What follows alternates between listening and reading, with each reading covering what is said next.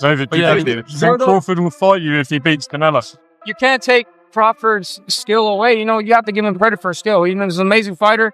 He's an amazing technician in the ring. And Benavidez is like 6 foot something. You know what I mean? Then you gonna come in 190, 200 probably. You know what I mean? Like you never know. Like that's a big dude. Like you know what I mean? And he's skilled, man. You know what I mean? So it's like, you know, I might as well go to heavyweight if I fight. After defeating boxing's incumbent champion, Terence Crawford's team is already looking ahead to the next significant obstacle, which is David Benavidez. The same Benavidez that Canelo avoided for years has emerged as the likely next target on Crawford's way forward. 64. David, do you think Crawford will fight you if he beats Canelo? No, I wouldn't fight Crawford. Everyone knew Crawford wasn't seeking Canelo for a paycheck. This was all about legacy, grandeur, and carving his name into boxing history. And now, as that legacy takes shape, Team Crawford is turning its focus to the 168-pound division's nightmare, the Mexican Monster. I want to see Bud fight in this era that you think, you know what, that'd be a great fight. Well, I would say Benavidez, but he's too, you know, that weight class is too high for him. So, you know, where he's at now. If this fight materializes, it will need to take place at super middleweight, which is Benavidez's home turf. Here's the surprising part. Crawford has already demonstrated at 168 that he is not simply hanging on or testing the waters. He's playing easily, confidently, and at a level that says he actually belongs there. Here at Kamaru, Terence Crawford versus the Mexican Monster, David Benavidez. I knew it was coming. He was the mandatory for Canelo. Oh my God. Relax. What's up? The scariest guy in the division. He's not in the division. He said he could still make 168 pounds. The reason why he was up because nobody wants to. Bud moved with pure electricity against Canelo, utilizing blazing speed, acute angles, and perfect timing, causing Canelo to miss air the entire night. Now, envision that same agility and excellent ring intellect facing off against a naturally larger, non-stop force like Ben's. That is the type of contest that not only headlines a bout card, but also sends shockwaves throughout the boxing world. He said he wanted a Benavidez to make 168. We just talked to Womack and he was like, "Nah, we don't want to do that." I just think Benavidez, he's like what, 6'5", 6 something like that. He's a big. Turkey Al-Sheikh is clearly enjoying the aftermath of Crawford's massive victory, and he's now adding fuel to the fire. Turkey. Al-Sheikh is undoubtedly enjoying the aftermath of Crawford's historic victory, and he's now intensifying the situation online. He approached X with a bold question, asking if David Benavidez could still comfortably make the 168 pounds restriction.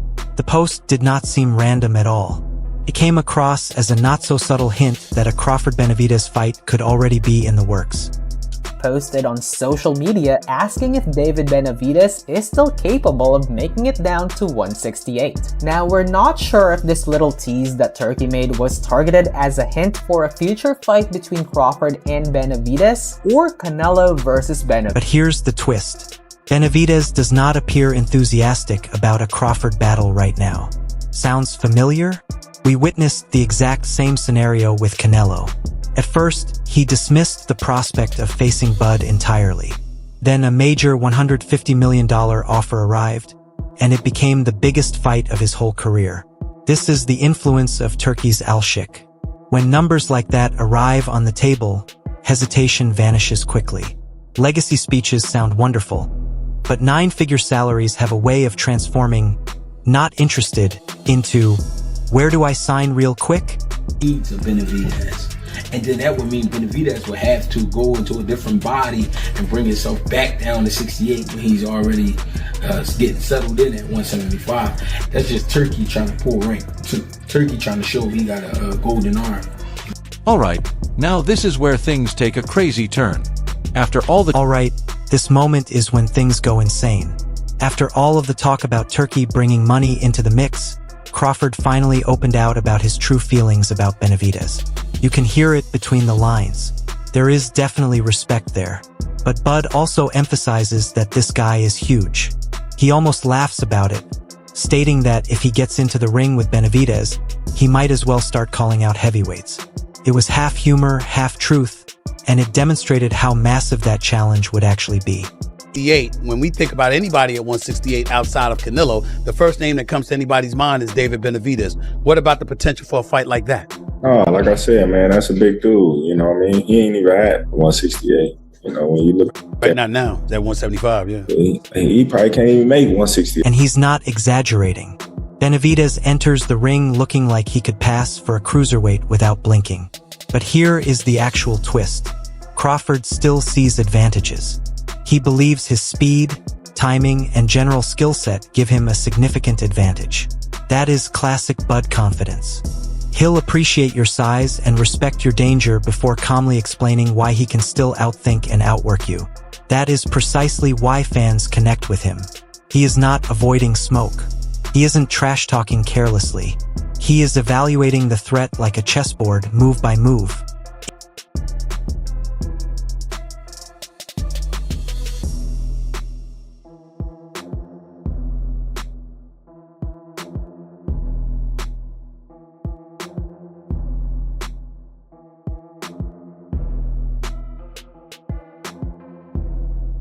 He is unconcerned with the size of his opponent. Crawford talks as if he controls the entire board. And honestly, that's what makes it so amusing. He looks at Benavidez like a walking tower and continues to hurl jokes like, "Which floor am I ending up on?" Only Bud can make the prospect of facing a modern-day Goliath sound like signing in for a regular shift. But just as everyone was riding the wave of enthusiasm from Crawford describing Benavidez as a giant in disguise, Robert Garcia stepped in with a chilly splash of reality, like the man at the cookout who looks at your plate and says, "Yeah, that might be too much." He should have maybe fought Benavidez instead, and maybe that would have been a better fight for him. Who? Benavidez. Oh no, Benavidez would destroy him. Not even close. Just like Benavidez would destroy Crawford. I will not even lie. When Garcia predicted Benavidez would go past Canelo and Crawford, I nearly choked on my drink. Like, relax, coach. Let us enjoy the illusion for a time. But at the same time, I understand where he is coming from. Garcia is not here to sell dreams. He speaks bluntly. What he is truly saying is that, whereas Crawford is a once-in-a-generation warrior, Benavidez is made differently. And, to be honest, that's the type of matchup in which Bud's sheer stature and raw power could ultimately make him appear mortal. However, Garcia's perspective was unconventional. The timing is unmistakably amusing. No, there's no chance. There's no chance. Benavidez is too big, too strong, too fast for these guys. Benavidez would beat these two guys. The man didn't even miss a beat. Simply turn it off, just like a father would turn off the Wi-Fi after a long game session. But here's my perspective. Benavidez is undeniably a formidable player. No question. Still, every time someone says Crawford is too small or too weak, he flips the script and reduces established legends to what seem like warm-up exercises. So, would I spend money watching that fight? Absolutely. Without hesitation, every pay-per-view dollar is spent. One of my favorites of all times now because of what he just accomplished, what he just did. But Benavidez is too big for him, too fast, too strong. I wouldn't even want to see it. Canelo.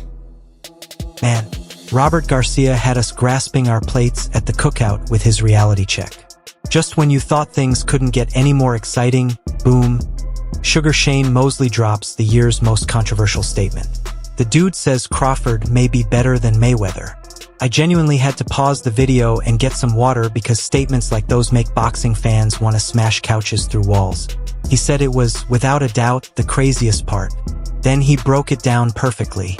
Yes, Mayweather is a master technically, but Crawford has those long arms, that old-school grind, and the willingness to fight any place in the ring. Canelo's like, he's better than Mayweather. So, maybe it was just different because Crawford's arms are long. His arms are really long, so it's kind of hard to hit him. But no, he did everything. You can't argue too hard since Shane is making a valid argument. Consider the state of anarchy during the argument. Skip Biss is somewhere, sweating profusely. Max Kellerman delivering a 10-minute diatribe, and your uncle in the barbershop shrieking 490 with veins bursting. This conversation will not conclude anytime soon. And that is precisely what makes it epic. And then Mosley casually dismisses Canelo's retirement talk as if it were just another Tuesday. Yeah, Canelo has done enough in the ring. Perhaps it is time to focus on fighter training. Or hey, maybe get into a Jake Paul fight for $100 million. He should retire. Yeah, I mean, Canelo is more so into training, probably fighters to helping people. You know, like he already did what he needed to do. There's nothing really more he can do in this. Man, only in boxing can we go from heated GOAT debates to Canelo educating Jake Paul for a Netflix special. That is the wild part. You and I get to see history unfold right in front of our eyes. Crawford demonstrates that he is on an entirely different level. Mayweather's legend continues to throw a shadow while luminaries such as Mosley deliver brutal truths with a smirk. And let's be honest, if Canelo got into the ring with Jake Paul, the internet would crash faster than Ticketmaster during a Taylor Swift ticket sale. That's the kind of unpredictable pandemonium that boxing fans secretly like, whether they admit it or not. Didn't actually ask you, do you think Bud could call it a day? He probably will retire for a year, maybe. If he does, a year or 2 years like that, right? A year. But he's coming back. Yeah. After Shane Mosley made that outrageous remark about Crawford possibly surpassing Mayweather, Simon Jordan entered the conversation with full-on accountant vibes, as if he had personally calculated every contract down to the last nickel. And frankly, he has a point. Canelo strutted out of Vegas with a payout so large he probably needed a forklift. $150 million. Crawford, who literally made history, received $50 million. Do not get it misconstrued. $1.50 million is still enough to purchase an island and disappear forever. But in comparison to Canelo's haul, it's as if Bud created the masterpiece and Canelo was hired only to place it on the wall. This is the reality of boxing. While talent earns respect, superstar branding can purchase a palace. That Canelo Alvarez has been able to sell himself in such a way because of his personality, because of the nature of the relationship with the Mexican contingent, his relationship with the broadcasters, whereas Terence Crawford has travelled a little bit under the radar, always been seen. He doesn't have the biggest of personalities. So Saul Alvarez's ability to sell himself in such a way stems from his personality, the nature of his relationship with the Mexican contingent, and his relationship with the broadcasters. Crawford, on the other hand, has remained relatively unnoticed, constantly under observation, but his lack of charisma prevents him from effectively promoting himself. Controversial about it was the appalling scoring. I don't know how anyone, I mean, the AI scoring was just as bad because it came up with a draw, but the actual, this wasn't a close fight. Well, the AI scoring, you're right. It is a draw. The AI is meant to be the ultimate judge. Yeah. 114, 114. No, the other judges scored it 115, 113. I must admit, I clearly felt Simon's anger when he criticized the outrageous scoring and even mocked Max Kellerman for inquiring about retirement immediately after Crawford's career-defining triumph. Seriously, the guy just established his legacy, and your first inquiry is, so, what's next? That's like asking Usain Bolt if he's finished sprinting just after breaking a world record. We need to live in the now. Crawford just delivered a triumph that will ripple throughout the sport. Instead of rejoicing, they're rushing him off the stage. Honestly, Simon had a point. Forget about paychecks. Forget about dodgy scorecards. This is one of those evenings when boxing fans should just sit back and admire the magnificence. When we think about anybody at 168 outside of Canelo, the first name that comes to anybody's mind is David Benavidez. What about the potential for a fight like that? Oh, like I said, man, that's a big dude. You know what I mean? He ain't even at 168. You know, when you look Right, not now. That 175, yeah. He probably can't even make 160. All right, let's wrap this up. Crawford has recently disrupted the boxing world, and everyone is eagerly anticipating what comes next. Is this Ben's another legendary clash? Or will Bud simply sit on his throne while the rest try to catch up? In any case, this is an exciting time. We are watching a warrior rewrite the playbook in real time. The debates are just getting started. Crawford versus Benavidez. Crawford versus Mayweather. Canelo's upcoming move. Boxing currently has more storylines than a whole Netflix schedule. That is where you come in. Leave your thoughts in the comments. Do you believe Crawford can handle the Mexican monster? Is Robert Garcia correct? And does size finally become a factor? Let's get this conversation started. Please remember to like, share, and subscribe to Boxing HQ. Trust me, the next episode will be much more exciting.